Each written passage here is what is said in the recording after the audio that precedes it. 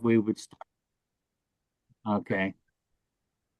So we're wishing everyone a wonderful Christmas and welcome to our celebration, which we do this every year on the first Saturday in December. And I think I ought to give them the dates now that we have left for teaching in December. It'll be next Wednesday, which is the 10th, and then the 17th. Those are the only two classes we have left for the month of December, the 10th and 17th. Otherwise, there's no more classes or anything until January 7th.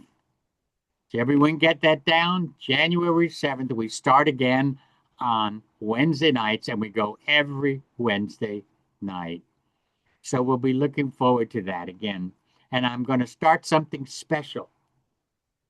People have asked me to like take a book of the Bible and go through with it.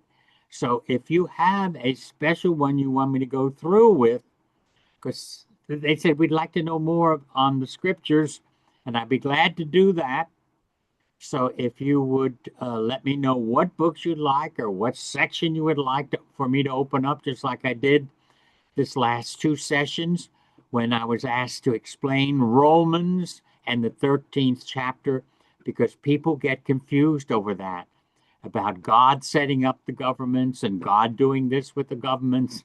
And that's what's, and God choosing those people to rule over us. No, no, no. It's total misunderstanding of what Paul was talking about in the 13th chapter of Romans. And so others have asked me, would I take up certain sections? But you got to let me know what ones you would like. And that's how we will start the new year. I'll actually take you on a trip through the scriptures and then show you how it applies to us today, besides opening it up for what it meant at that time. See, people don't read the scriptures from the fact that what did it mean at that time? What meaning did it have? The words that they used at that time. What kind of nuances in that word? What did it have? What kind of effect did it have when the people were reading it then? But when you take something that was written, like when you take the letter to the Romans, Paul was writing to the Jewish people that were in Rome and the problems they were having. Well, I'm sorry, you cannot do that and apply what he said in Romans to us here in the West, because it had to do with something entirely different. That creates a problem. Whereas Jesus' teachings are universal, they weren't aimed at just one particular thing. Of course, he was speaking to the Jewish people because they were anticipating a spiritual leader, which we call Messiah or Mashiach. And Jesus did not even like to acknowledge himself as Mashiach, because he knew that according to the way they interpreted the Messiah, which we call the Christ today, from Greek, Jesus took on the Greek name Christ, and even the idea of Christians is coming from the Greek language.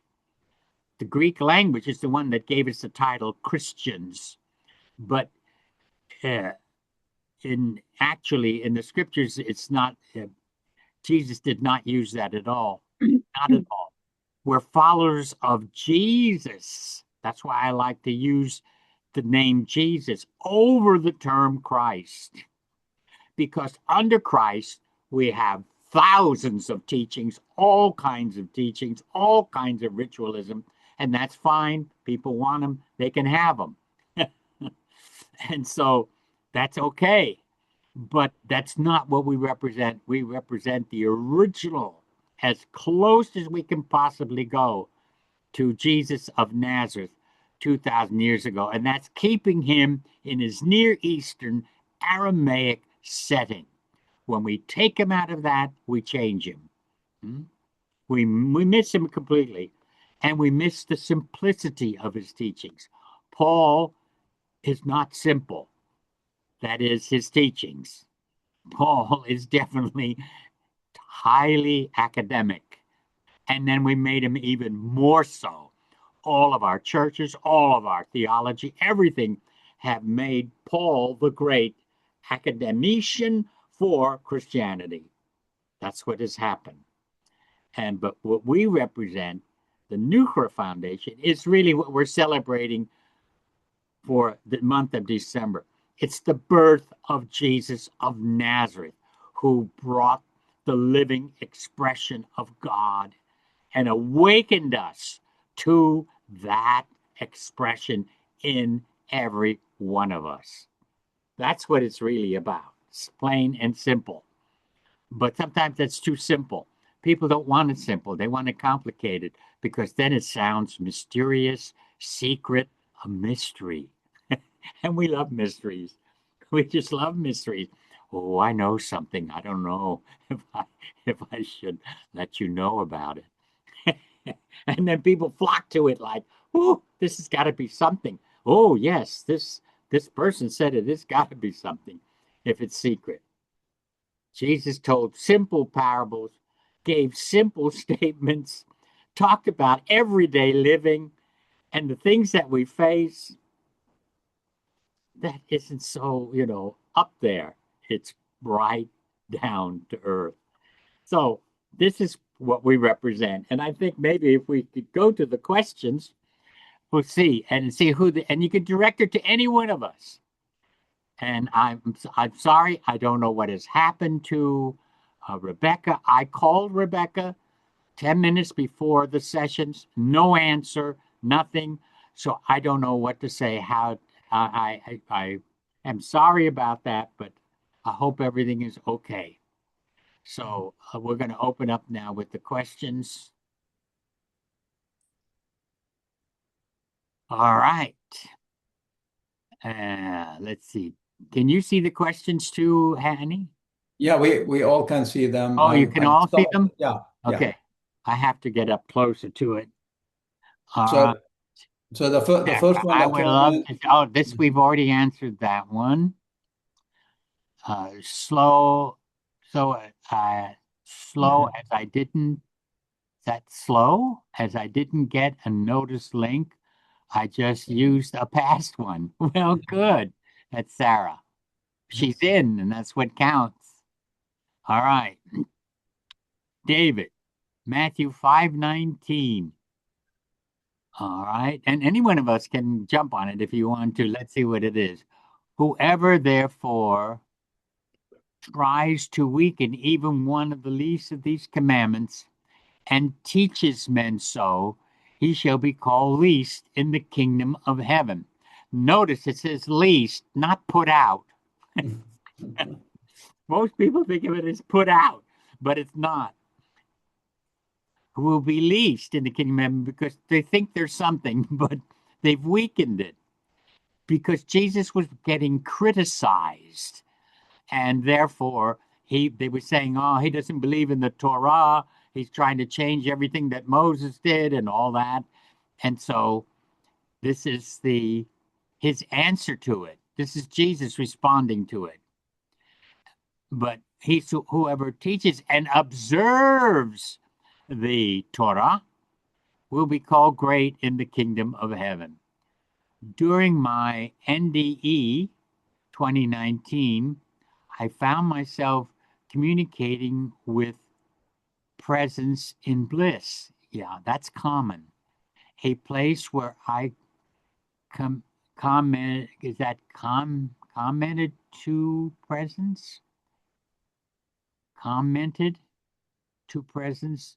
There's no burden here. Everything is ease. Presence gave me a sense of accuracy. Yes, that's beautiful. That's fine. I go along with that 100%. When he was talking about the kingdom of heaven, he meant here on earth. When Jesus was talking about being least in the kingdom of heaven, we didn't mean in the sky somewhere. When you die, it meant the kingdom right now here on earth. And that's why it's the kingdom of God, God's kingdom. That bliss is here on earth. It's a part of us. This is what Jesus brought. He brought the kingdom. He absolutely brought it. He inaugurated it, and he became the king of it on the cross. He paid the price for that kingdom here because people want the opposite. But the presence of God, the absolute, but see, what we've done is we've taken the term kingdom of heaven and relegated it strictly to after we die and go to heaven. That's how the term kingdom of heaven can be misleading. But the term heaven here is used euphemistically, meaning God, the presence of God. And the presence of God is what brings the peace, what brings the joy, what brings the understanding, what brings the health. And so that health part of us, Health, is what God is.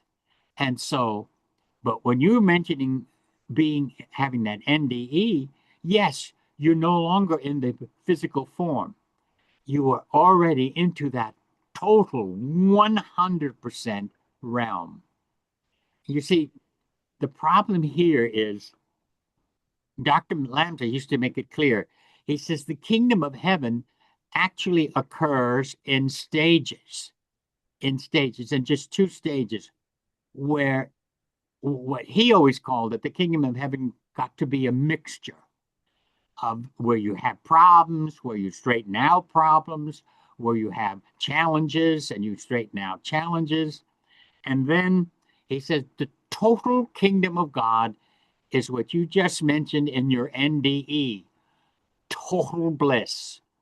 There is nothing there of a sense of negativity. Some people still need to get that changed within their own consciousness. They bring some negativity. Your experience was bliss. Some people's experience is darkness, and it has to be cleared. And you asked this right here. This is your personal experience of an NDE, but it's not everyone's experience of an NDE. I've read hundreds, even into the thousands of NDEs that people have had over different time periods, and there's always some people don't have that total bliss because they have to get certain things cleared in themselves. And that's what happens. Okay, that's the best I can go. If you all want to comment on that, if you want to say something more. What I like about that verse is when Jesus answered and he said, again, and I don't think we pay a lot of attention sometimes to the details of Jesus, but he is so careful in what he says. It's like, but anyone who observes, which means acts according to these commandments, acts according to my teachings. That's a very critical part of participation in the kingdom.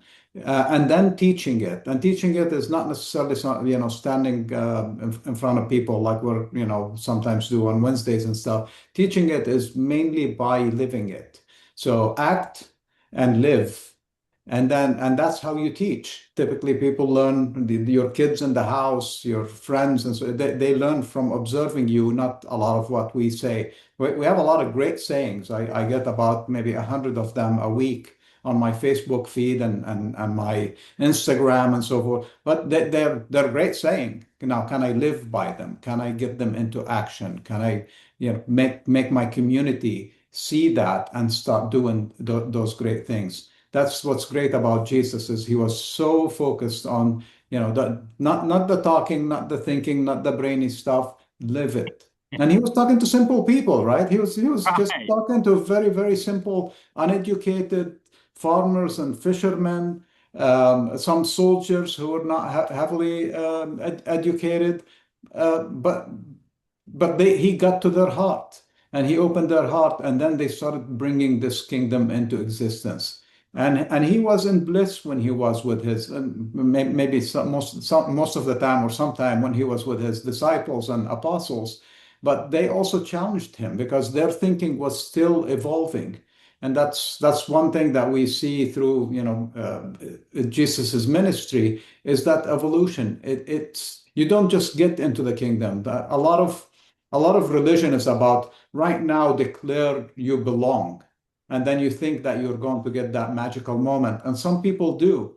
But then if you watch Jesus and read Jesus carefully, it's that journey, even his own journey. He was maturing into his teachings. He was maturing as a teacher. And we see that in his journey. And we see stages of what he talks about. That verse again captures, observing and teaches, observes and teaches. Those are the people who actually bring the kingdom into existence.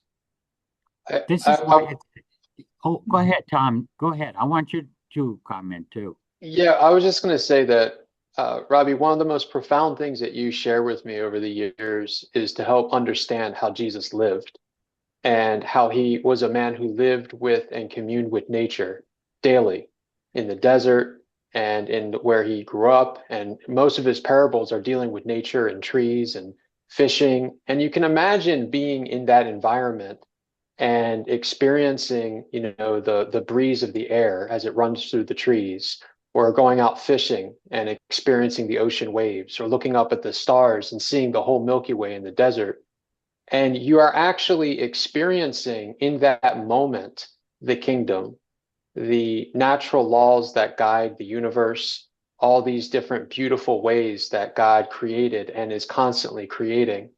And that observation, like what Hanny is saying, is to feel that. And that's one thing that you stressed is, we may not be able to understand God. We may not be able to comprehend, but we can apprehend. We can feel it. There's a feeling there, a connection. And I think sometimes what happens when we get into theology, as you always joke and say, the biggest way to misunderstand God is theology. So we get into our ideas and our thoughts and our belief systems. But I think what Jesus was bringing to us is something far more simplistic, a feeling, a sense of connection to our earth, our universe, the laws that govern it, and to each other.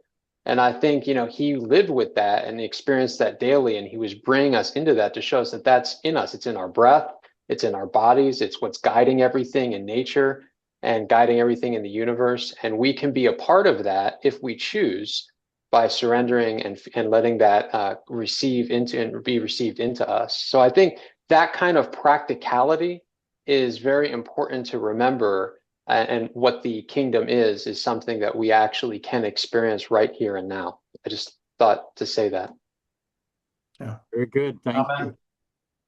Amen. And, I like the one other thing I was going to say, since we're looking at this particular scripture, is that he says, and those who observe and teach shall be called great in the kingdom. Why great? See, the other was less, because when you are actually observing it, that is, bringing it into practice, bringing it into your life, it affects everyone around you. That's what Jesus did. His union, his relationship with God was observed. They could see it, because he practiced it. Even when he went to the cross, even when he was erected, and when he was arrested, when he was arrested, he practiced all the time that union with God right in the midst of it. They could see it. They could see the greatness of God in the simple practice that Jesus did all the time. Everything he did, as Tom brought out, when they went fishing, in fact, when they couldn't catch the fish, Jesus told them how to do it. So he knew he was a part of an everyday living. He brought that. And that's why it says, anyone then who observes and teaches shall be called great. Why? Because you change the circumstances. You change the environment.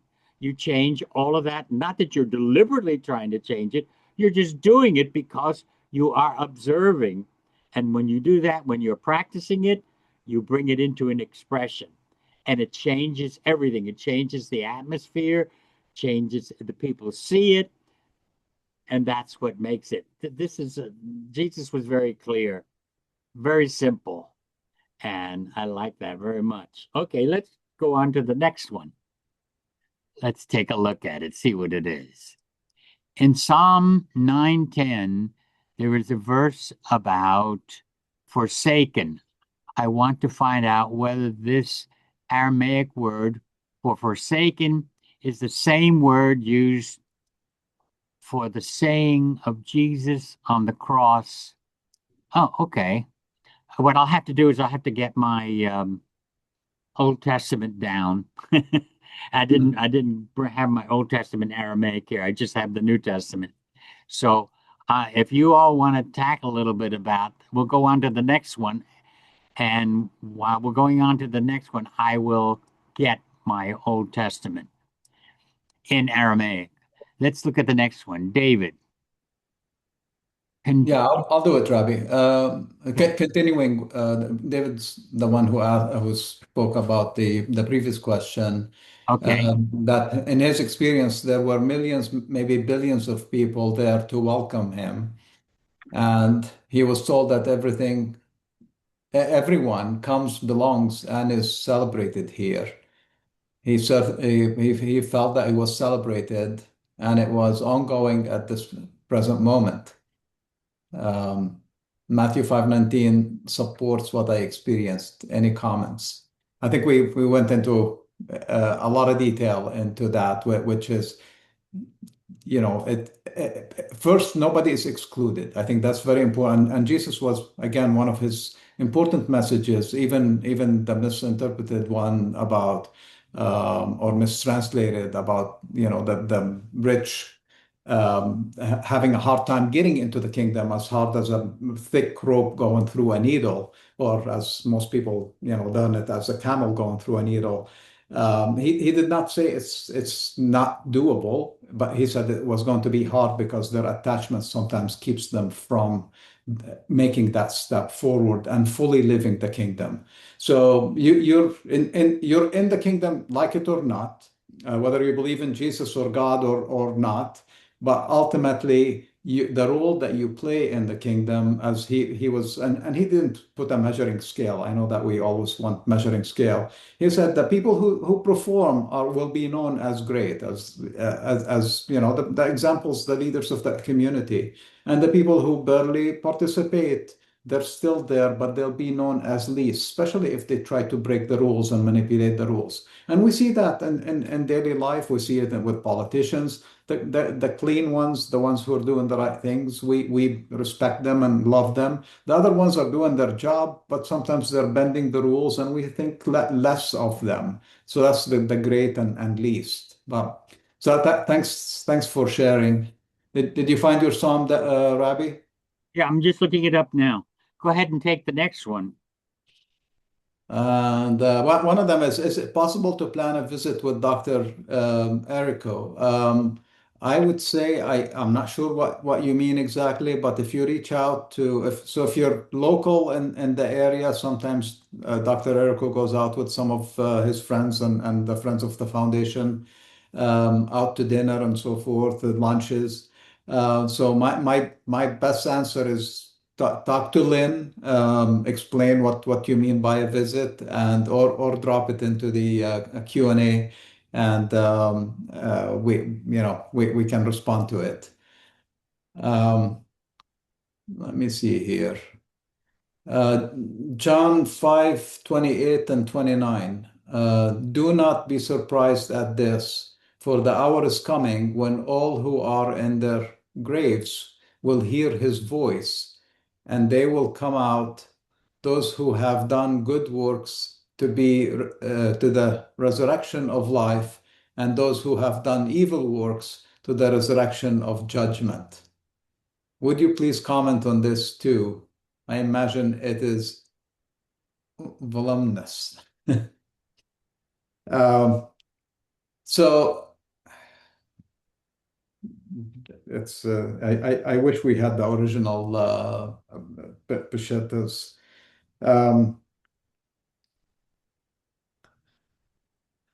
So in 28 and 29 in John, the the whole resurrection idea is a belief system that existed before Jesus, and it was important to the early followers of the movement. Jesus did not get into that in his teachings. That's why John is a lot trickier than Matthew, Mark, and Luke. So the way they believed is that there is an actual physical resurrection. That was part of one of the belief systems, and that created a lot of friction between the Sadducees and the Pharisees, and the different sects. And that's why Jesus did not get into that. He stayed on, be here now, bring the kingdom now, don't worry. When they asked him about death, he said, don't worry about it. And that's ultimately his basic answer was constantly, just don't worry about the afterlife. We have enough trouble here today that we need to take care of one another now. And that's so important because a lot of religion shifted that to later, right? So people worry about, and when Jesus died and they couldn't ask him these questions, the early believers had to deal with that. And instead of sticking with Jesus's message, like, why are you worried about that? Jesus actually said, worry doesn't bring you anything. Live now, live in the present, and bring in the kingdom with your behavior and by loving one another and loving your enemies. So he's really strong about now.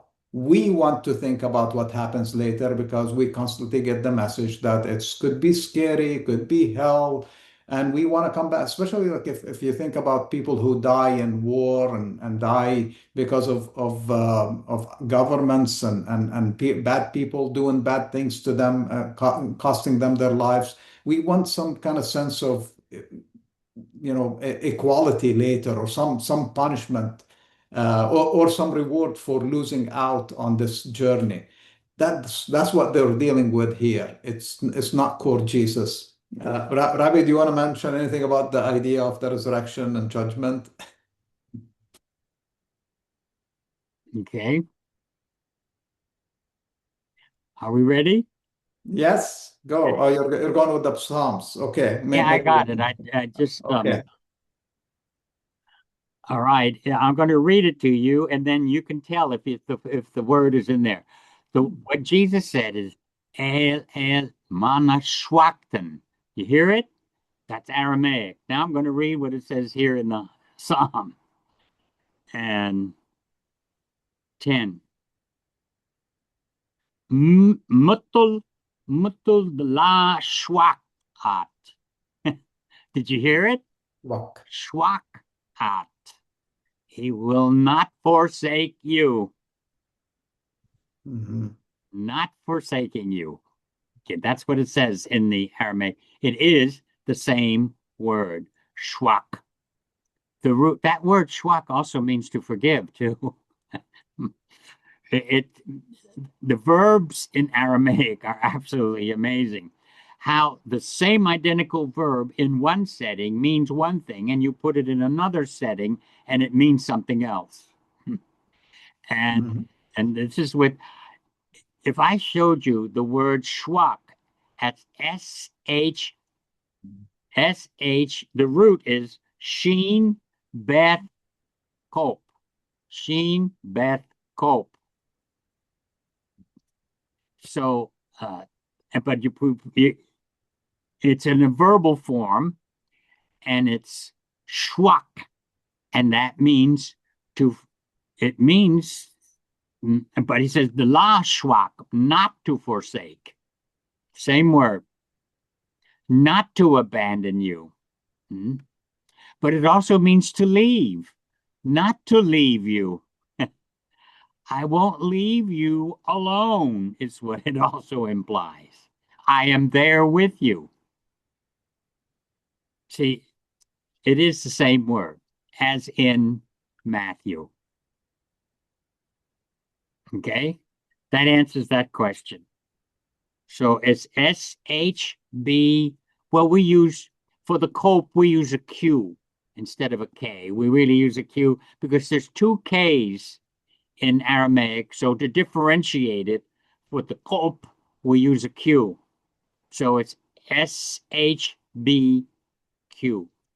But the B becomes soft, so it becomes schwack instead of a hard B. Okay? That answers that. And that is, I just read it right here. And it says because. Let's see, 10. Mutul. Mutul means because. The la means and no schwack at. He does not forsake you. Okay. Abandon you. Leave you alone. Leave you to be in that trouble.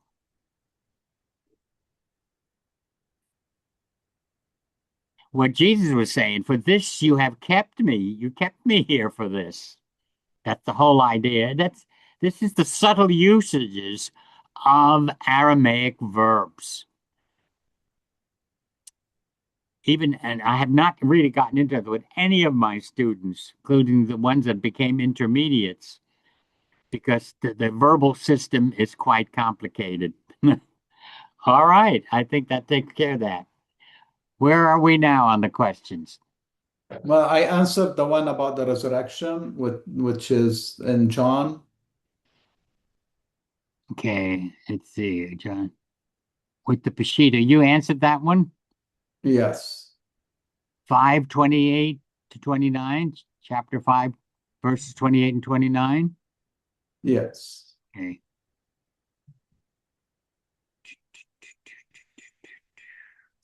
Let's see. Would you please come in? All right. I'm curious how the rest of the team got connected with Noohra and roccoaerrico. How they got connected. They want to know how you got connected. Okay, it's up to you folks.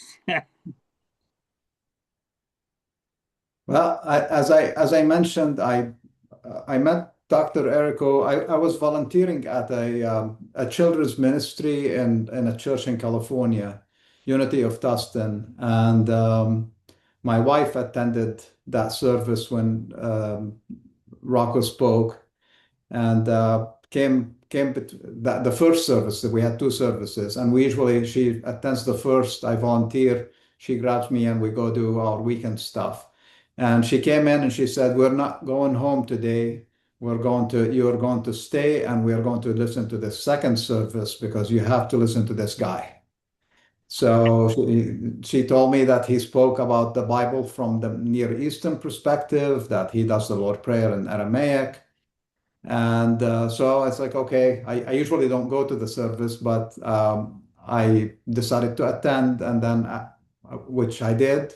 And then afterwards, we just kind of struck up a conversation. As I said, I bought one of his books. He was Lynn. You might have been with him. I don't remember if or usually because he was in Santa Fe. I think you had somebody else cover for you in California.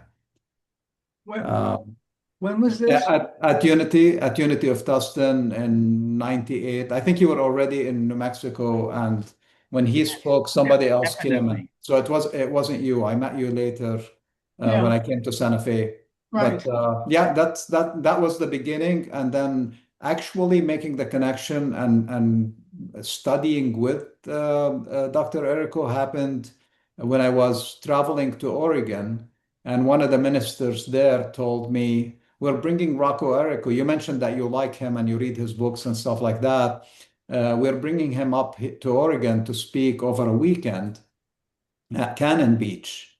And so I changed my travel plans and went to listen to him. And at the end of that day, it was a full day session. I stuck around, and actually, I decided, okay, he's too busy, too popular. I'm just going to go back to my room. So I started walking away, and then something spoke to me to go back and speak with him. So I did, and then we walked together back to the hotel. He was beat, but we started chatting, and I think we talked for hours at that point. And then he rode with me back. I took him back from the coast of Oregon back to the airport the next day after breakfast. And that's really when we became friends. And he had an attitude. I have to say that when I met him back then, he gave me a hard time. He basically said, "I'm not taking on any students. I've been burned too many times." And I told him, I'm a busy guy. I travel all the time. I don't want anything from you except a list of books. Just help me find my way. I'm interested in this. And that's how we started. And before you knew it, I traveled to his webinars and attended in person. We started talking on the phone more regularly. And here we are I don't know, 25, 27 years later. So it's been a fun journey. Yeah, I remember that very clearly. Of course, I had trained so many different people who were interested, and then they turned. I got burned with them instead. And I thought, well, by the time you came along, I thought, I'm through. I'm through with that. You're going to have to really chase me in order to get something from me. And Yeah. instead, you got all the books, you got all the books, you got all the tapes, everything that I had produced, you had gotten, and you had Mhm. studied it. That told me you were really interested, and that was the beginning of it. And as you said, then we became really good, close friends. And Yeah. then now, who do we want to do next? That's the story. Because I said something else which I'm not going to make public, but I know what it was. anyway, uh, Lynn, why don't you go, and then after you, and then I'll go, and then I gotta run here soon because I'm traveling. But Lynn, I want to hear this because I actually don't know Okay. how you got connected to All Rocco. right, So here we go. Well, as I think all of us can say, it was a God thing. Excuse me. excuse me, Lynn, before you start that, I'm Yeah. just going to run upstairs to get the phone to see if maybe Rebecca had Rebecca, yeah. contacted I me. Go I ahead. I'll be texted right back her. afterwards. Not because you're speaking, I'm getting up. I just want you to know. Okay. Okay. Did you hear what Annie said? I texted her and she's not responding, Rabbi. She's what? I sent her a text message and she's not answering. So Well, I'm just going to see if she maybe okay, sent a message that's fine. earlier. That's all. Yeah. Okay.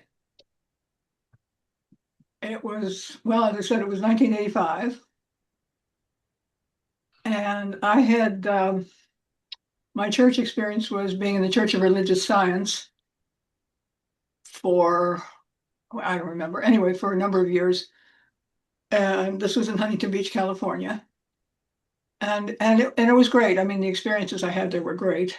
We went through the School of Mind classes, and then practitioner training classes I went through with my friend Mimi. And so this took a few years, and all of that was great. We had to go through various trainings and do things that made us get out of our comfort zones. So it was good experiences. But when my friend Mimi and I finally graduated, got our practitioner license, we both kind of looked at each other and said, something's missing. And of course, what it was God. Because that part didn't have a big emphasis in a lot of New Thought church. I'm not saying all New Thought. I'm just saying in that particular. I mean, it did get mentioned, but there was not a huge emphasis. So Mimi and I, as a practitioner, we had to be sort of on call, rotating on certain Sundays, but on the Sundays that both of us were not having to be on call, we were out looking at other churches. And I mean, we tried many, from Catholic to real fundamentalist to, which I loved the music, but then when they preached, it was like, dang, the music was great, because I happen to love gospel music. So we were just searching around. And then one Sunday when I was on duty and Mimi was not, she wound up going, and well, this is the God thing that started it. she had worked for, and we had a friend by the name of Rodon who was a hypnotherapist, and she didn't go to this, had nothing to do with the Dr. Errico at all. But she kept, I mean, she knew of him, and she kept having a dream about 3 nights in a row. She had a dream that she should tell Mimi to go to his foundation, or we had a little church up there in California as well. It was connected, right in the same building as the foundation. And she knew that Mimi was searching for a church that felt right. And so she told her, she kept having this dream about 3 nights in a row that she should tell her to go look this guy up, and about the foundation, about the church. So she went the Sunday. I couldn't go with her because I was on duty that Sunday. So she went with her, we went with her ex-husband, and came back and told me that she either said, "Have I got a church for you?" or "I found it." I don't remember the exact words, but he says, "I'll take you the next week." So the next week we went. Of course, he was out of town that week. He had a co-pastor by the name of Richard Hill. So he's the one I first got introduced to, Rocco. Not you, but Richard. He was my introduction.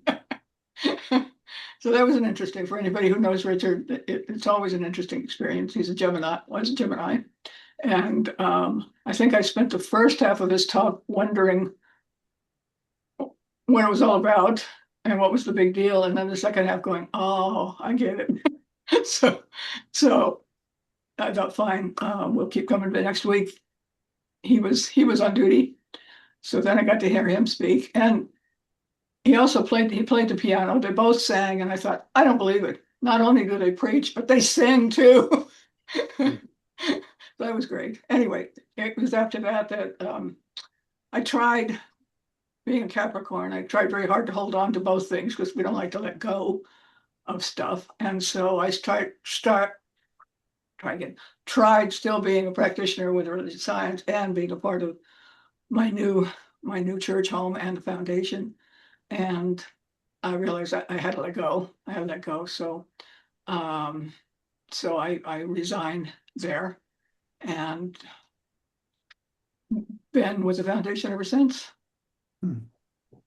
That's it. I volunteered at first just because even though I had a job, people who know me will laugh at this, but I had a job cleaning houses, but in between doing that, I managed to volunteer at the foundation at the church as often as I could.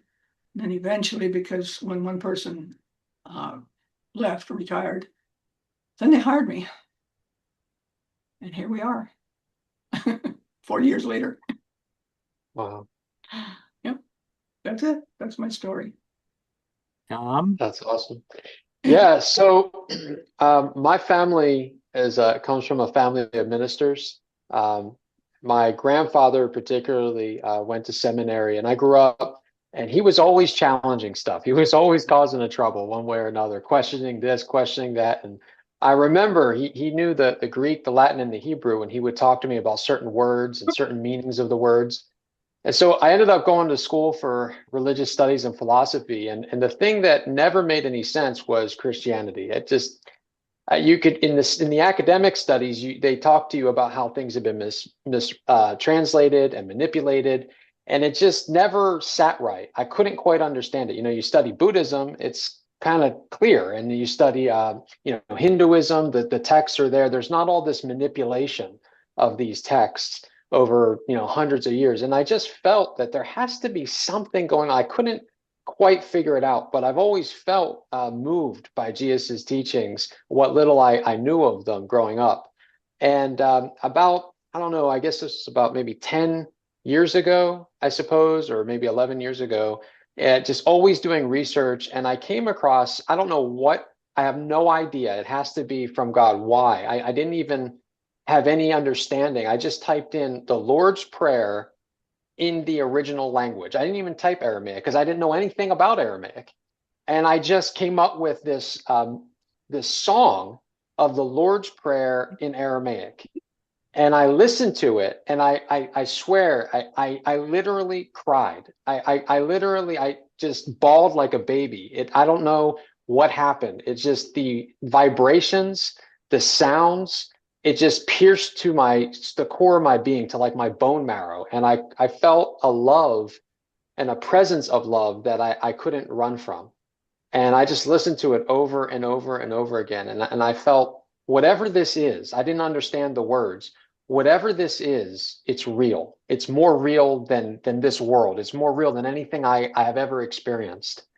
And so, of course, going on Google, where is this coming from? And no matter where I turned, no matter what I searched, it kept going back to Dr. Roccoaerrico over and over and over again. And so I just listened to everything I could. I would get his CDs and the books. I would put it in, I would take drives to go see clients, drives back to Philly. I'd be listening to it all the time. My buddies would be in the car with me. I'd be like, you got to listen to this, check this out, and I would make them listen to it and things like that. And I guess back in the end of 2017, I kept talking about it.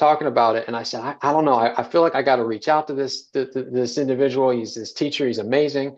And my one friend, we were having dinner and he said, well, what are you waiting for? He's not getting any younger. So what exactly are you waiting for? And I said, you're right. He said, I have to do it. So it was the beginning of 2018 when I reached out and said, hey, can I be of service? Is there anything I can do? I think we were talking about maybe originally bringing you to Pittsburgh, but then it was like, can I be of service? Anything I can do to help the foundation? And to double answer a question is what I do with the foundation is to try to bring in more people. I have some background in marketing and understanding, Google ads and the internet. So that's what I do for the foundation is to try to bring in more people. But that's how I got involved. A song, a search, and just a reaching out that led to this whole beautiful experience to be with you. So I appreciate all of you. I love all of you. I'm going to go because I'm traveling right now and I've got something else that I actually already had on the schedule. But I love all of you. I wish all of you a Merry, Merry Christmas and very much look forward to the year ahead. So peace and love. To you. No. We'll talk soon. Take care. Glad you made that connection. And thank you. Absolutely. Very much so. Peace and love all. Talk soon. Bye-bye. Bye. Bye. All right, let's try to go on to the next one. Rabbi, we are at about an hour. Do you want to take a break or you're good to go? I'm Do you good to wanna go, but is everyone else Okay, okay? yeah, let's do it. If anybody needs a break, this is casual, we're not going to stop. Just keep going, Rabbi. Gee, I didn't even realize an hour had passed already. All right. Let's see. Please, what? I am curious about now. Oh, that's the team. Okay. I guess this would be a question for Lynn. This is for you, Lynn. And are all the talks and presentations archived in a way to be searched through by topics rather than just getting lucky on YouTube? I can at least on the YouTube part, I can answer that, Lynn. I know that. So for all the talks prior to YouTube and releasing the like mainly the Wednesday night talks on YouTube, Lynn has a very good way of archiving the CDs and all the talks prior to that, and including some of Dr. Lambs's work. So if you're looking for something specific prior to YouTube, I think Lynn has it. And then all the classes that Dr. Errico does on Saturdays, we have those because people pay for those. We don't release them publicly on YouTube. We might start doing it for the older ones, but I try to tag when I put a YouTube video out, I try to tag it. So if you're searching for a specific topic, you should be able to maybe find it by that, like Gospel of Matthew or something like that, that it should bring those videos up in the search. But there is so much information in these videos that it's near impossible to go through them. I might start using AI to give me more of a summary.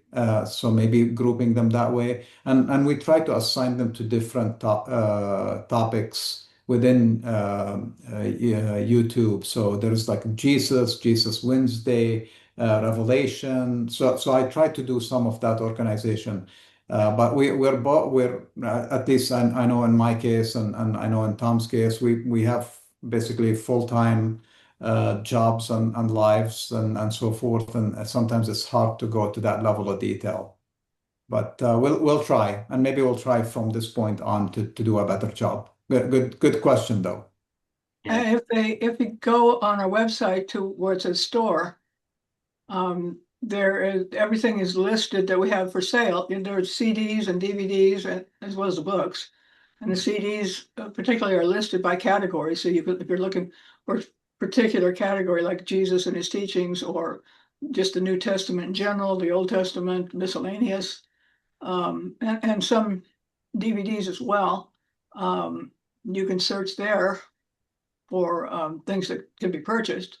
But again, as Hanny was saying, there's a ton of stuff that is free on the YouTube channel to watch.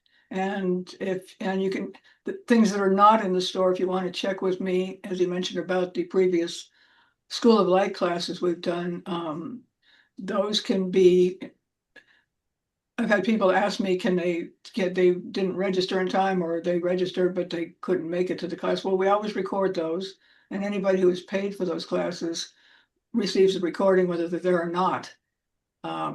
Even after the fact, even a long time after the fact, you can still register for those and get the recordings.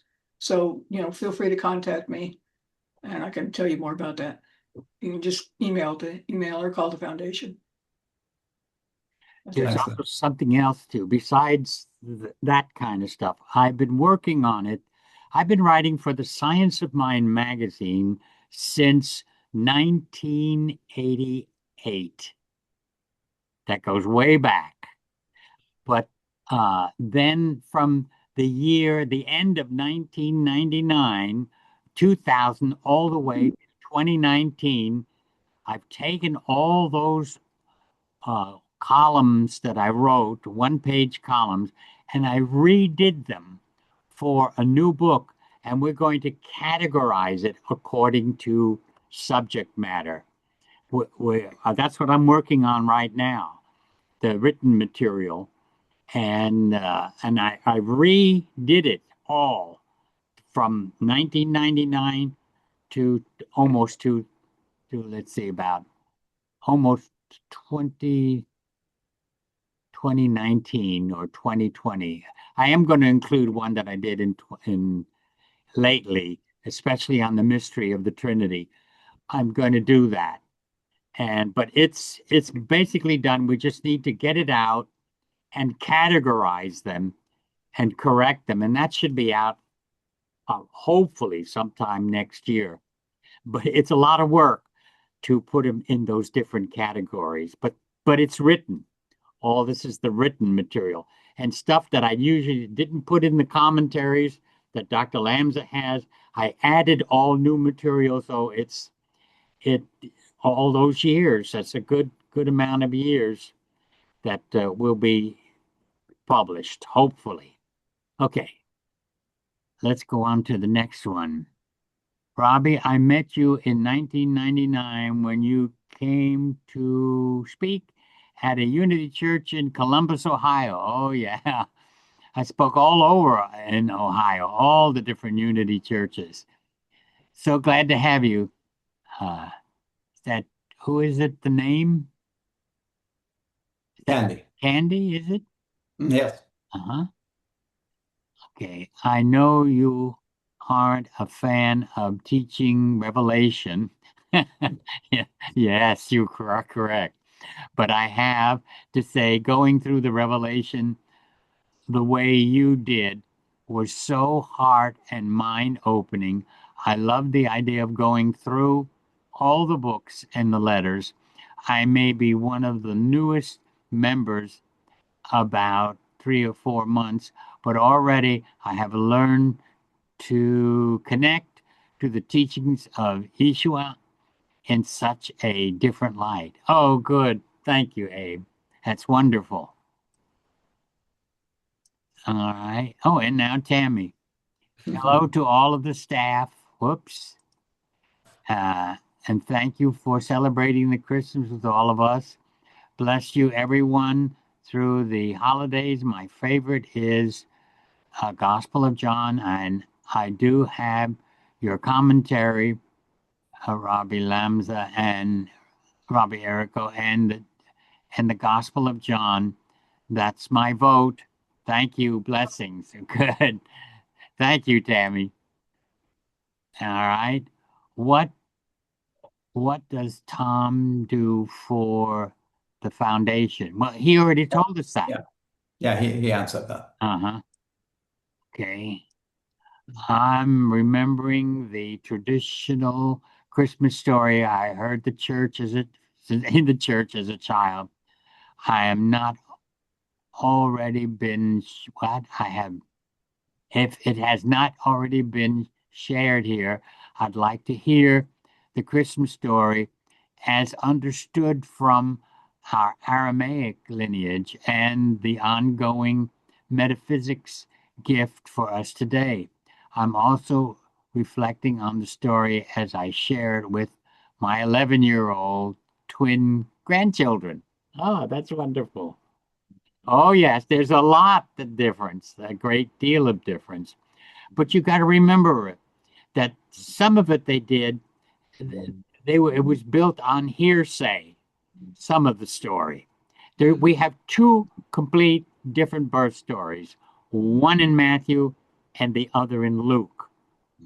What's fun about telling these stories is I go with the tradition. So I use the tradition. But if I would actually teach you what actually happened, that's something else. But here's something to think about. When it says that Jesus was wrapped in swaddling clothes, and Hanny can handle this one too. When Jesus was wrapped in swaddling clothes, most people do not picture what swaddling clothes was, especially in those days. But, and then today they swaddle a little different, and I'm sure Hanny will tell you that. The swaddling clothes was like, just picture the picture like the best way I can do it is picture like a big diaper, which they put the head of the baby in that, and then like a long bandage, those long bandages that you do wrappings with, when you wrap around your arm or something like that. It's thick, and they would start at the shoulder. They would put the headpiece on like that, like I said, the big square piece of white cloth, and then they would take it and start wrapping it around the child all the way down to the legs. After they had they crushed myrtle leaves and rubbed it into a nice fine powder that they put it on the baby, and they also used salt. Oh. They salted the baby too. I'm talking about the ancient tradition. They salted. And when they did, oh, I see we got company. I have company. When they salted the baby and put the crushed myrtle leaves on the baby like a fine powder, then they wrapped them in the swaddling clothes.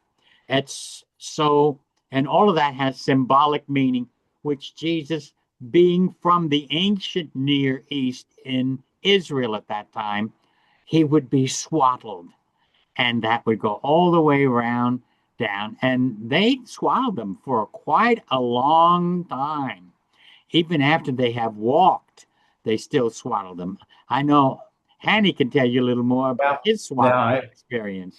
I think I was 3 years old when my mom stopped wrapping me with a blanket. I couldn't sleep. So that the one thing about the swaddling is they make you like a little mummy. And it's easy then to carry the baby and pass the baby and drop the baby to go to sleep. And if I had my arms and legs free, I usually struggle to sleep. So I remember walking to my mom as a young boy, and she would wrap me with my blanket, not my head, but my body, and I would be, basically I'd flop into bed at that point, and I could go to sleep. And they started using those safety pins instead of the wraps later, as I saw my sisters. But that's what people do in the Middle East, and I think it's almost coming back. I think a lot of I've seen a lot of babies that swaddled in recent history. So yeah, so when you're reading the Bible and you live in the Near East, in the culture, especially away from the cities, a lot of these traditions are still there, and it had again symbolic meaning about keeping the baby straight, growing up to be a straight person because of the swaddling. So that the stories that went with it and why moms do it. It's more than just putting the baby to sleep or keeping them warm. It has more to do with how the character of the baby, and they still use like olive oil to rub the baby. Johnson and Johnson baby oil for the more modern ones. So yeah, so you relate when you're growing up that way. You relate to these stories and the traditions. Yes, and so there's a lot. I mean, to teach, and if you check the commentaries that I did in Matthew and the one and the second commentary on Luke and Mark, I go into all the details on the birth story and tell all about that.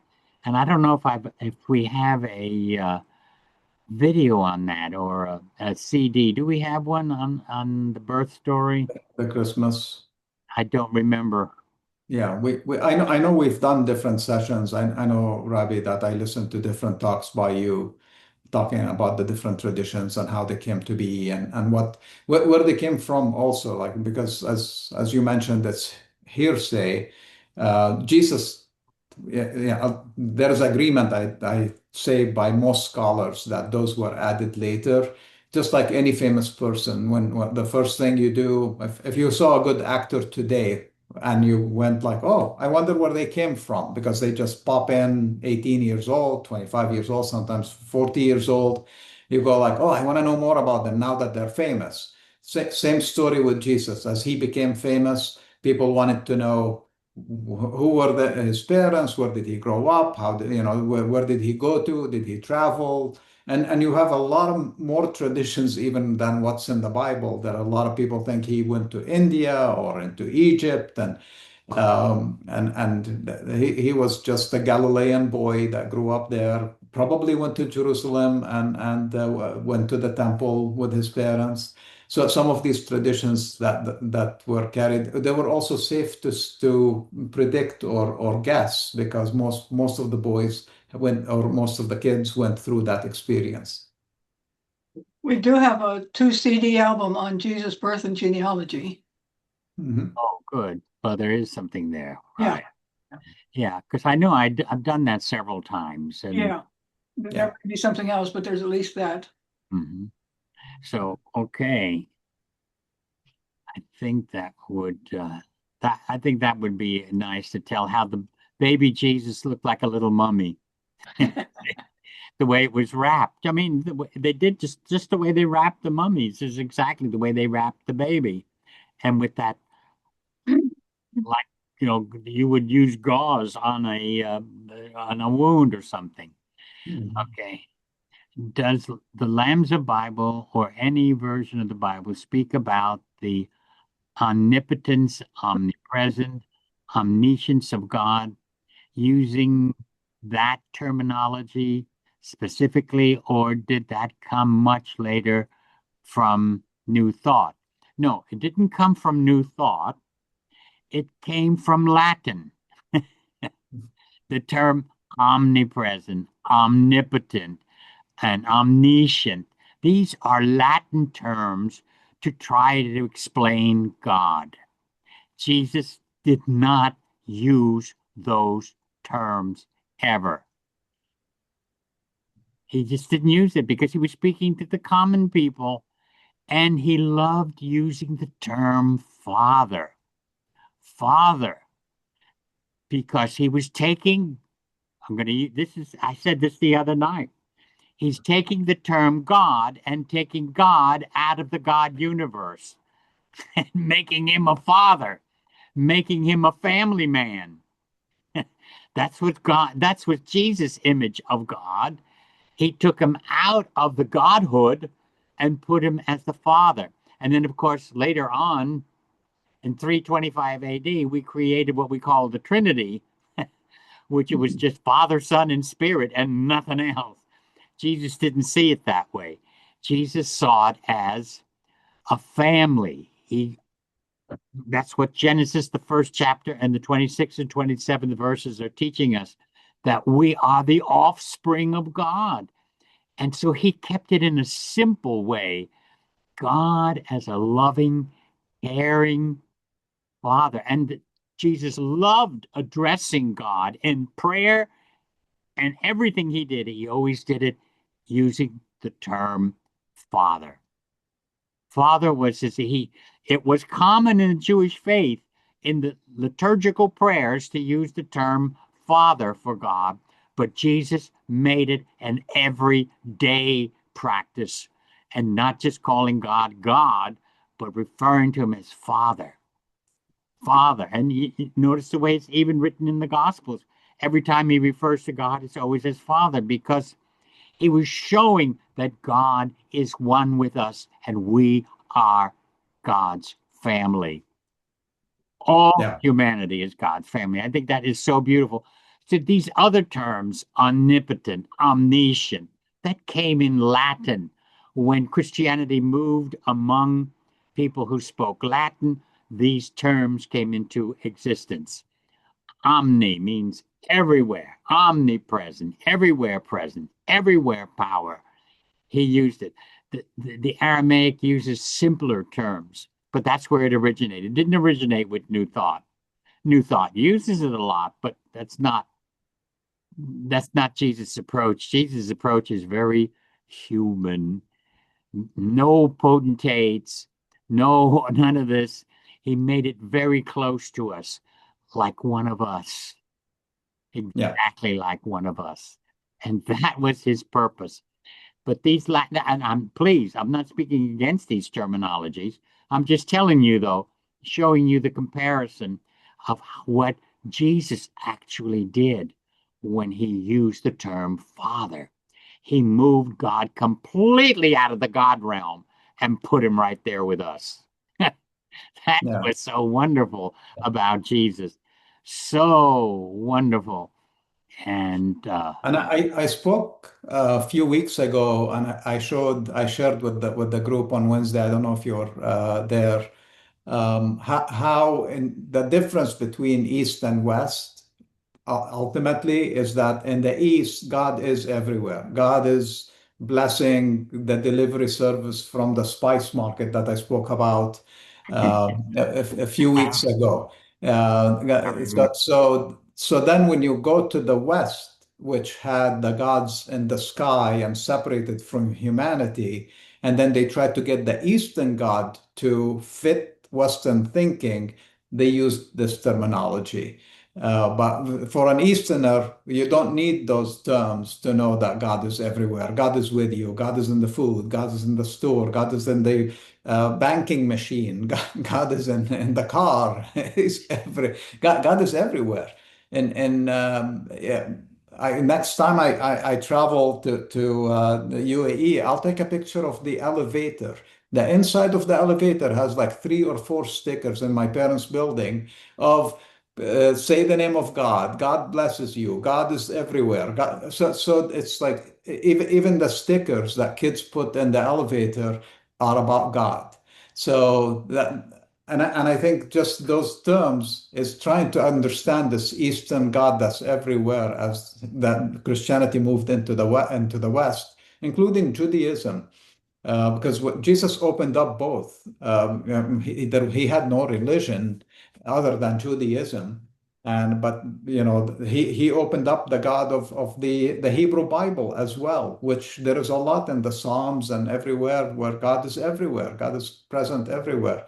So I think the Latin trying to get this, just like the word love in Aramaic, it's one word, and when it went into Greek, how many terms of love do we have in Greek? But in Aramaic, it's one. So when Jesus says, love your enemy, it's one meaning and one way that everybody was pulling their beards and scratching their head to try to figure out how can I live by that system versus going like, oh, is it love as in romantic, or is it love as in sexual, or is it love as in, loving somebody, a friend? And there was no division. And love, there is only one. Yes. Okay. Good. All right. What about the book of Revelation? As there are so many questions I have in that book. We have a great, we really, if you go to YouTube, there is a section called Revelation. Rabbi did a fantastic, I think it must have been like 12 or 13 week. I think 18. 18 week, yeah. So I The think whole it's like, thing is yeah, there, verse by verse. yeah, everything. And if you do listen to those and have questions, we try to respond to those questions on YouTube as well. So, and you can also bring your questions to the Wednesday night when we open it up at the end. If you attend those, or send if you can't because you're working or not available, sometimes people are in different time zones, send us those questions. We address them, and if you put them on YouTube, I sometimes tell you exactly that we responded to that during that session, so you can go find it quickly. But we did Revelation, and I know that Rabbi, I think when he did that 18-week session, it was more of like mic drop on Revelation. I don't want to go back to it. That's right. That was it. Thank you, though. Okay. The next one is You want to Rebecca. take the next one, Annie? Well, this is about Rebecca did not show for her Thursday night class and didn't answer any text messages. So she must be going through something personal, and we send her our love and prayers. And we'll follow up with her. I know Rebecca, she would have been here. So it must be something Yeah, her serious for husband her. is having terrible health challenges with his heart. This is his third open heart surgery within a 5-year period. And it's the third one. In fact, it may be even less than that. So please have prayers for Brian. That's her husband's name, Brian Johns, and see him well, because every time she misses like this, it's generally has to do with Brian, her husband. So, and plus she's had some challenges with her oldest boy too, all physical. So, all right, thank you. Thank you for that, Candy. We have some questions in the chat, Rabbi. Let me jump there for Okay. a second. Here is one. Thank you, Dr. Eric Ohani, Lynn, and Tom, for answering questions in this special holiday gathering. Have you been able to visit Jerusalem, Israel? I know that Dr. Erico did make the trip to Jerusalem. Though it's my mom's birthplace, I have not been able to go. My mom was kicked out of her home in 1948 when she was 4 years old, when she lived in Jerusalem. And we have not, she's been back to the city, not to her home. And I have not been able to go yet. I want to go when it's more peaceful and less worrying. So that is definitely on my list of places to visit, especially if we see more peace and ease of travel there. Um, so another comment about Revelation series was absolutely amazing. I recommend any and all to open up to the teaching. So powerful for me. That's the YouTube series. It really verse by verse. Dr. Erko did a fantastic job. I know I enjoyed it as much as I don't like to teach Revelation. I've done few sessions on Revelation in my past. How do you understand the passage, call no man on earth your father? Rabbi, do you want to take that one? Well, the reason is what Jesus was doing because people were misusing that term. Father is a really close, as you know, it's also your culture. Yeah. And using the term father with one another is means very intimate, very close.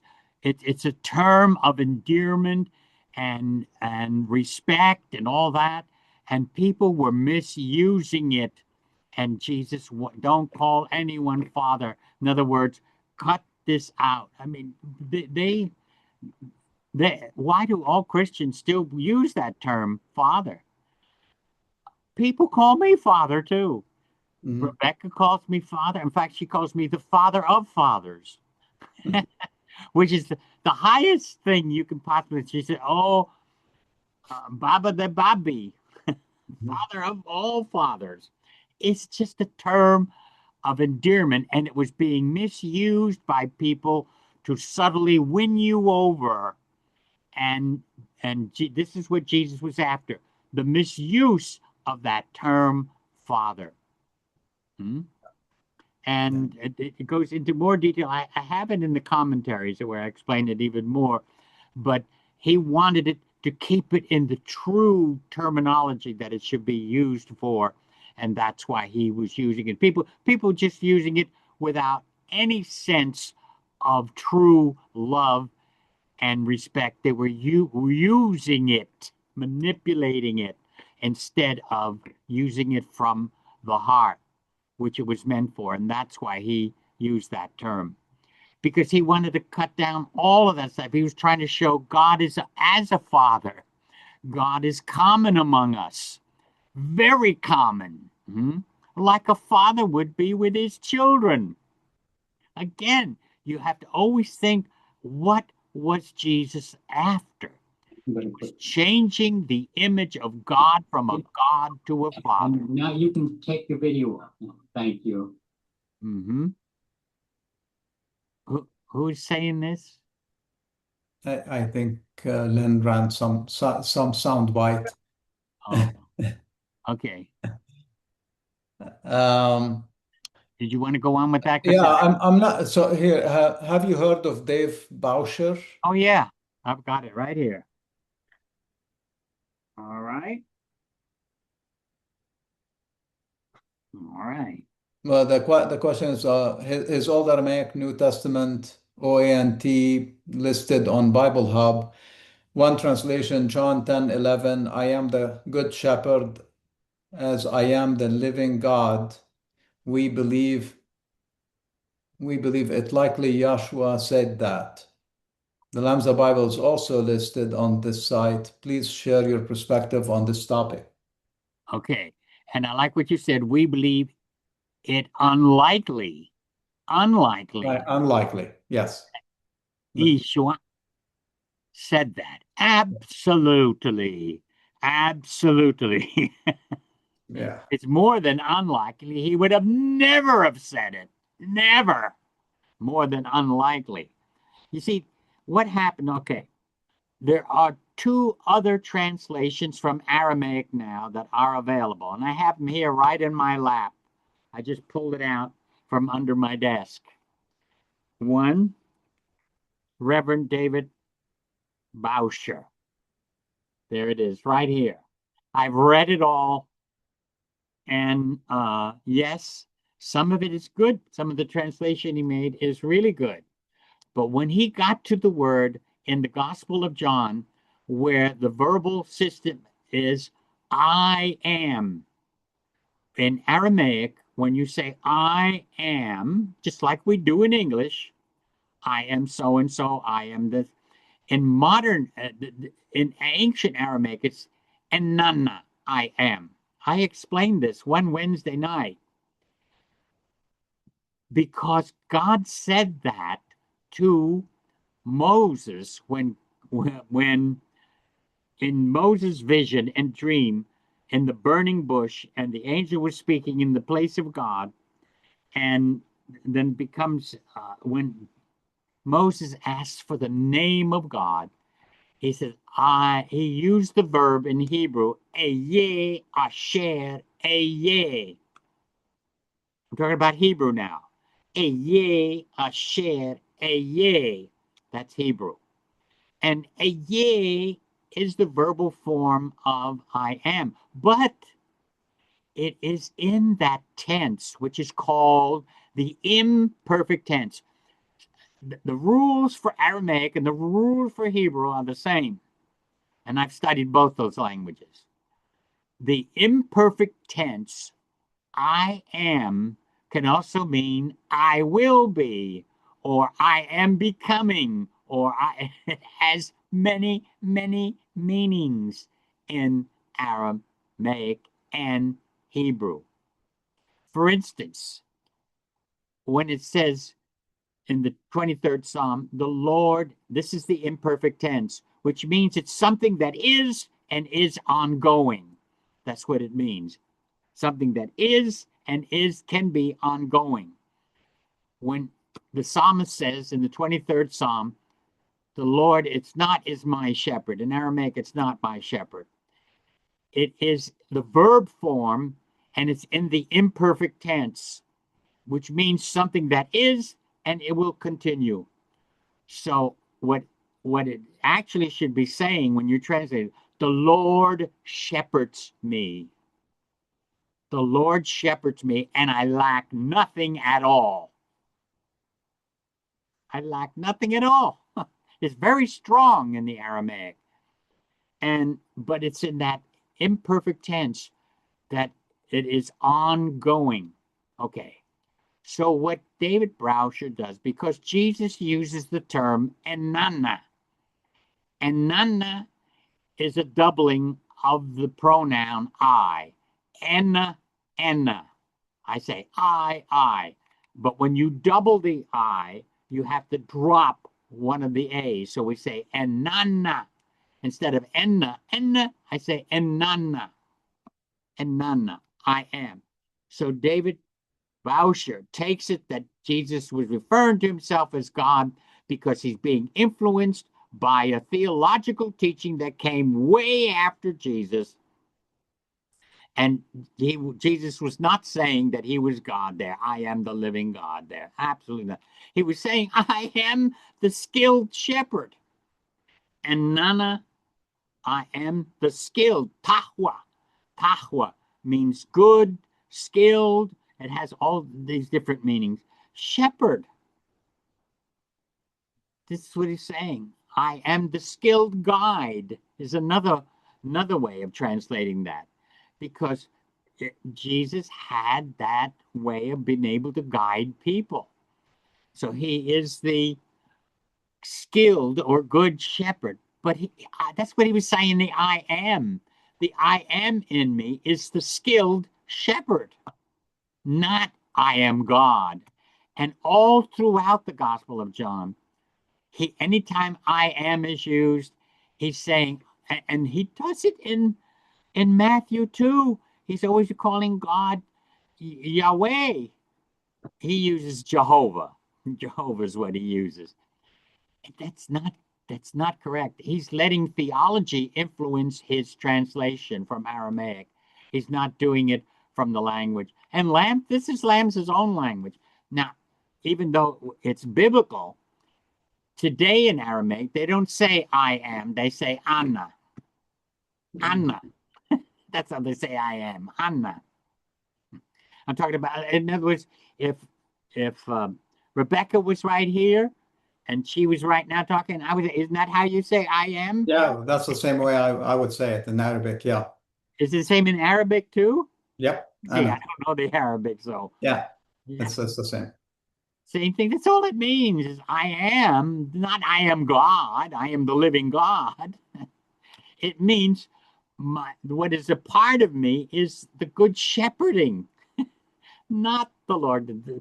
This is why you have to be careful with these, because these were not done by Aramaic speaking people, and I mean, he's good with the language. I'm not trying to put Dr. Brauscher down, Very good. What he did was a tremendous sacrifice. He did the entire Bible all from Aramaic, but then he didn't even use the estrangela. What he used was the same thing that this guy used. This was a Jewish man, and he even puts lambda down in here, which he had no right to do that without contacting me. He doesn't know lambda from a hole in the ground, and that's no good.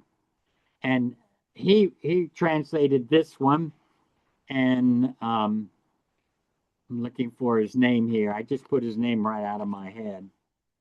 But let me show you the Aramaic so you could see he's using the square letters to the Aramaic, which we call Hebrew. See it? But those are Aramaic square letters. I can read that too. But when he translates the word God, he doesn't put the word for God in Aramaic. He does not say Allah. And the actual text here in Aramaic, which we call Hebrew, it says Allah. But when he puts it into English, he puts Elohim. He puts Elohim. That's not, then he's not translating. Don't tell me this is from Aramaic when he changes it to Elohim. It's Allah. And if it said Allah, I would say that's Arabic. But in here, if you're reading it right here, it says Allah. It doesn't say Elohim. It says Allah, which is the Aramaic word for God, because it has a perfect meaning. It means the self-existent one, the self-existent. And that's why we exist, because the self-existent exists. And we're a part of that spirit. But you have to be careful with all these translations that they claim they're from Aramaic. They are not familiar with the ancient Near East, and their Lamsa is the only man that I know of, and I've always searched scriptures, Greek and everything, to get the closest you can to the Semitic meaning. The Semitic, even though he does Elohim, they don't realize that's still coming from Aramaic. Still coming from Aramaic. But you have to watch these translations to say they're from Aramaic. They're influenced by the theology that has developed in the West. Okay. There's my opinion on and I like Dr. Bausch. I like the rest of his translations, so many of the things he did.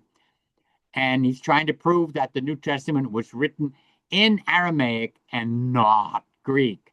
It comes from Aramaic first before Greek, which all the scholars are against him for making that statement too, which they were against Lambs and they are against me, because that's the way the cookie crumbles, so we accept it. Okay. All right. Let's go on to the next one. Dr. Erica, have you had any interest in being included in Bible Gateway or Bible Hub? I don't know anything about it. I don't know anything about it. If you want to look that up for me and tell me what to do about it, I'll be glad to go in there. Whatever it is that needs to be done. We want to get this. We want to have people have a choice of something more to the scriptures than they've been having. At least we can take you back as far as we can.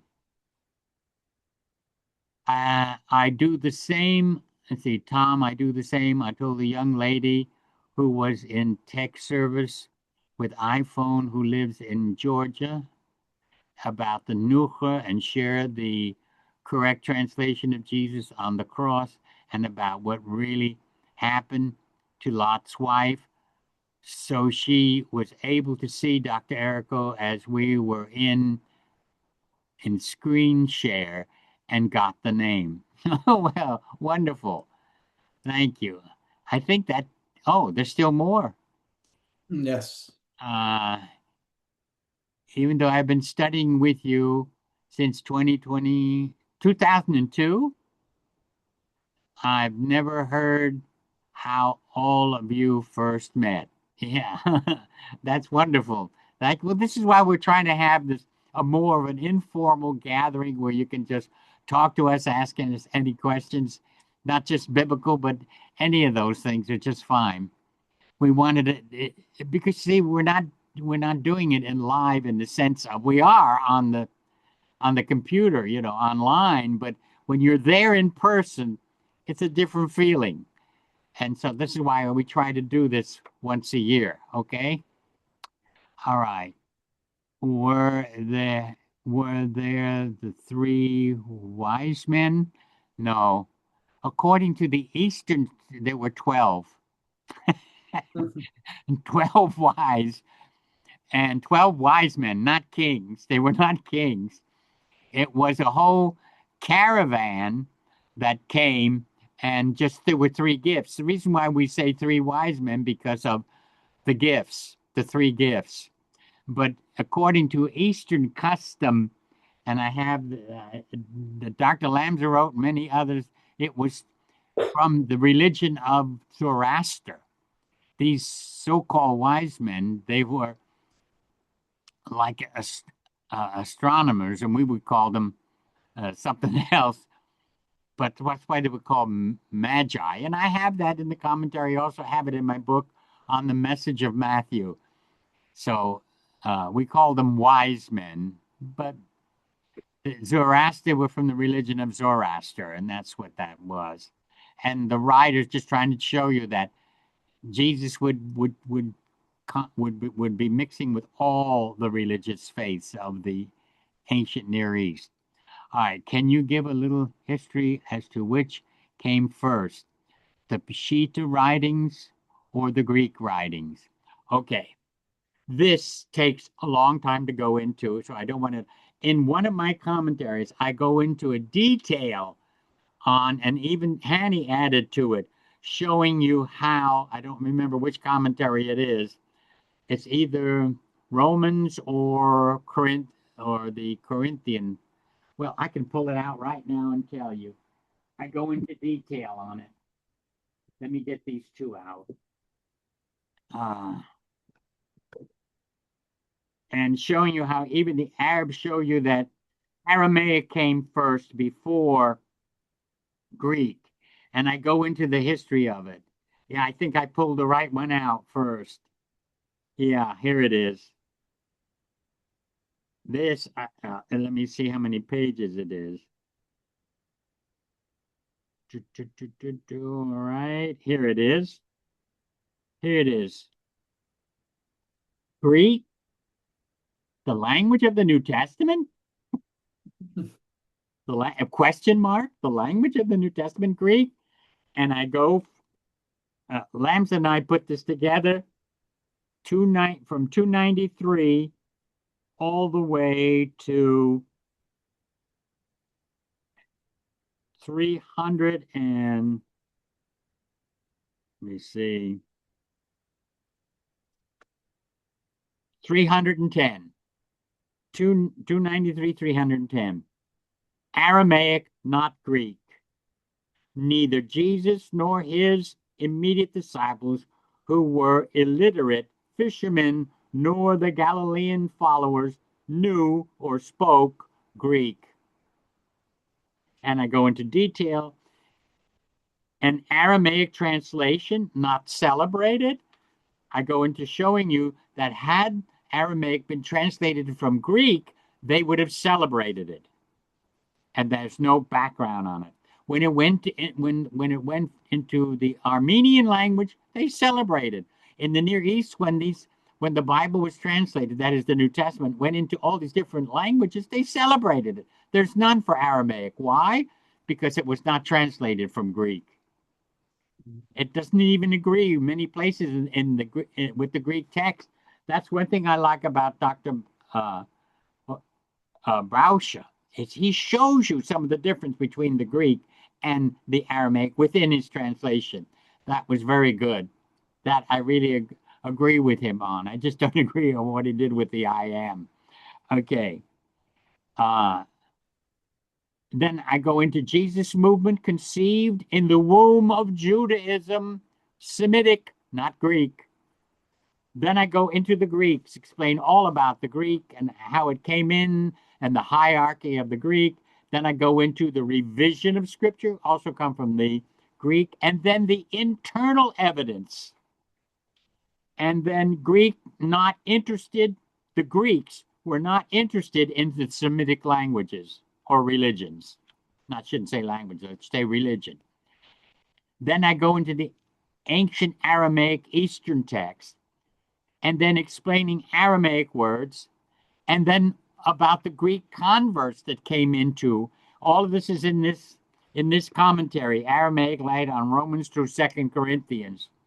Then the Greek conquest under Alexander, and then two very important facts, and then even the term Hellenists, what that means.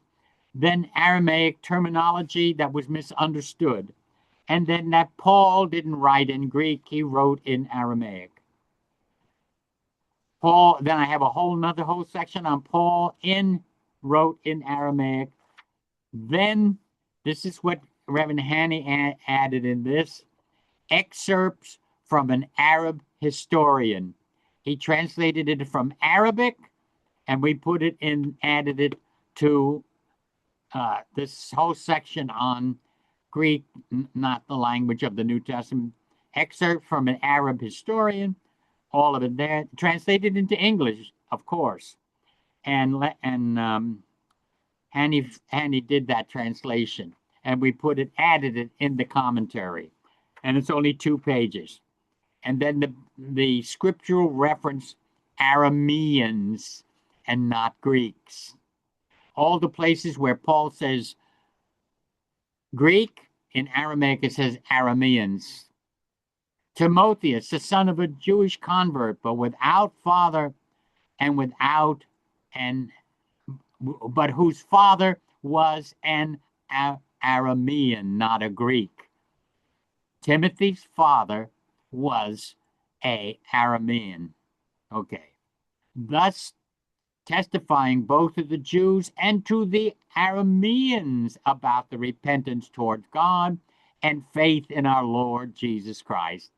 That sums it up in the book of Acts. When people keep asking me, how do we find Jesus today? Through repentance toward God and faith in our Lord Jesus Christ. That's Acts 20 and 21. Plain and simple. Your faith is in Jesus and your repentance is towards God. How simple the gospel is. That's so simple. That's in this one, Aramaic Light, on Romans through 2 Corinthians. Okay. We only have a few more minutes left. Let's see what we have here.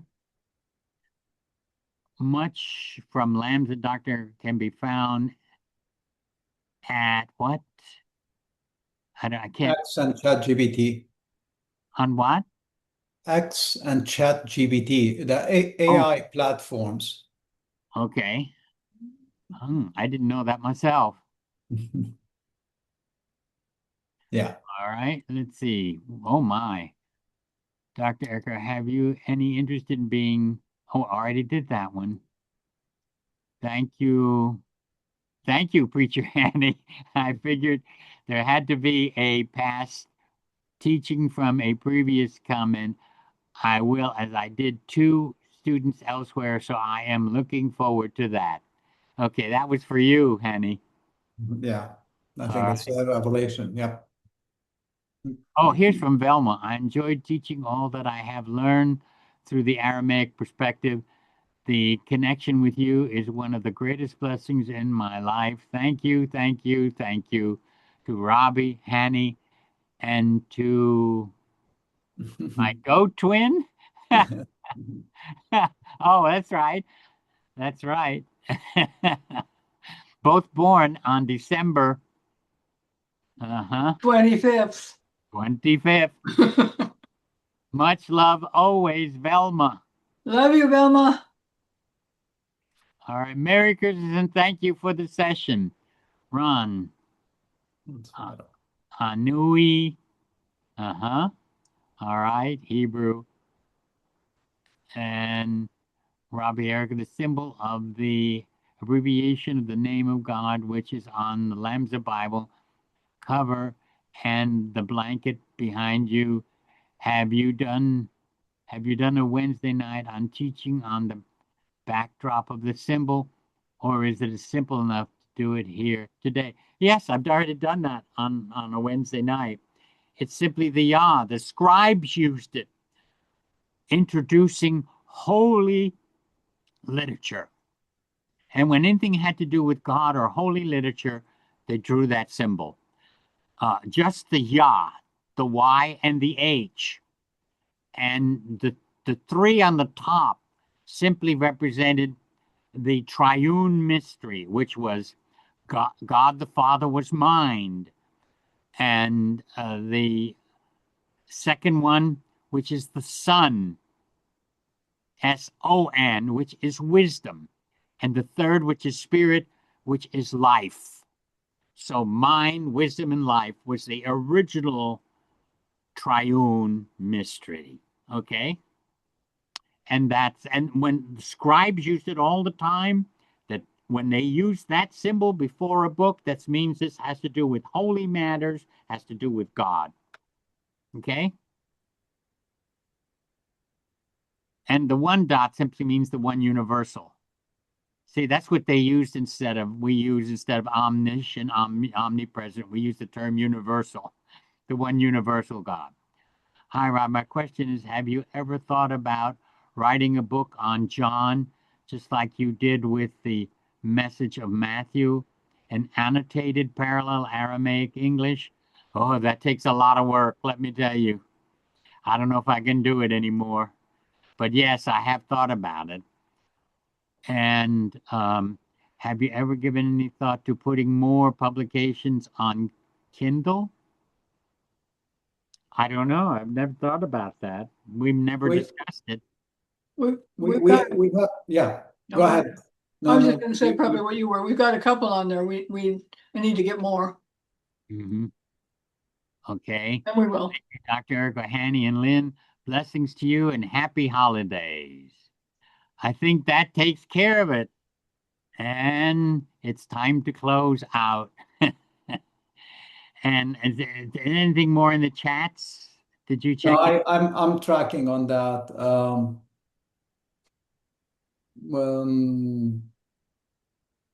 Yeah, we're good there. I think we a lot of love and holiday wishings coming that way, and really appreciate your time with us. We enjoy this time to just sit and answer questions and give you an opportunity to ask stuff that's not necessarily just about the Bible. It's about us. And we are part of you're part of our community, and you're part of the kingdom. So we love visiting with you. Yes, thank you. And we know the new year is going to be a prosperous and a healthy new year. Okay. And whatever challenges we may have to face, God will be with us, backing us, helping us, all of us together as we live out the life of the kingdom together. Thank you, everyone. Bless you. Thank you. We love you. And don't forget the 2 Wednesday nights we have left. And next Saturday, we're continuing the Aramaic language class. Okay? Thank you. Blessings, everyone. Bye. Bye. Bye.